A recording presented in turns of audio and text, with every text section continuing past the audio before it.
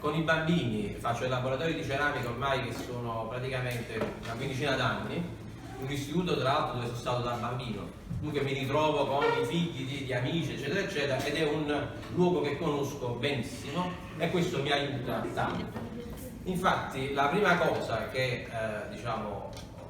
che si instaura, no, con il bambino con quando tu ovviamente lavori, a parte gli sguardi, i gesti e le cose, ovviamente il linguaggio, no? Il linguaggio. E quante volte colleghi che magari erano passati al mio posto di lavoro, insomma, sia di laboratori di pittura eccetera, avevano difficoltà di approccio con i bambini perché c'era proprio questo problema del linguaggio, cioè praticamente non riuscivano a capire un creatore che diceva che un creatore non capeva quello che praticamente l'insegnante voleva trasmettergli.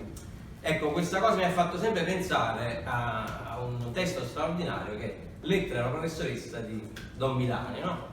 Che praticamente è un testo che Don Giuseppe Rassello, parroco della sanità straordinario, che io ho ricordato spesso, no? Eccetera, mi fece conoscere appunto questa figura di Don Milani, il quale, un po' come tutti sanno, parlava di questa questione del linguaggio, no? Diceva praticamente il contadino che sta in tuo paese, sperduto praticamente della Brianza, eccetera, non sa, non può capire il linguaggio del cittadino che sta appunto con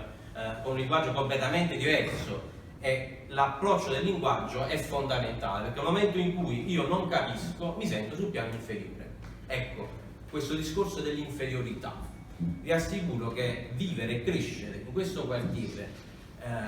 oggi magari sarà un po' diverso, ma io non credo tanto, vivi il tutto come una sorta anche di inferiorità, e la sanità diventa una sorta di come un uomo, no? Io parlo spesso delle colonne d'Ercole che stanno praticamente a diafonia, esce la diafonia e là ci stanno le colonne d'Ercole, perché si pensa in un certo modo, si ragiona in un certo modo, e questo modo a volte è limitante e rischia praticamente di isolare chi vive all'interno di questa situazione. I bambini, quello che ho notato, che molte volte appunto vivono delle realtà che li chiudono in loro stessi, allora loro hanno bisogno di identificarsi in qualcosa, e molte volte il discorso della violenza, il discorso dell'atteggiamento camorristico